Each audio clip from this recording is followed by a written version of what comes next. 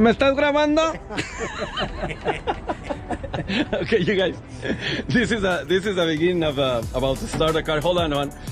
Which is have the fuel tank cleaned up.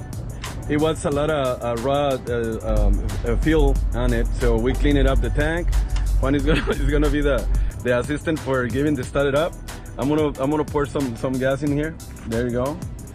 And we pretty much see how it's doing. Go ahead, Juan. Start it.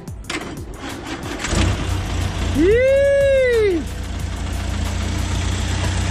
After I don't know how much time, but you can tell it was a lot of time without starting, and the engine is running like a beautiful clock. Not even noisy. Very beautiful. Look at how it is. Nice. Well, let me check. Okay, hold on. Turn it off, hijo. We don't have no coolant in it. Now we have to figure out what's going on. At least we know that the engine starts right. We also, I don't know how it's gonna be on the road. We have to give in some gas. Let me see. Yeah, but we're gonna check for coolant. And yeah, we did the cleanup. We did the cleanup in the fuel tank. Sigue grabando esta cosa. Okay. We did a cleanup over here. It's the fuel tank in this location right here. So we have to remove the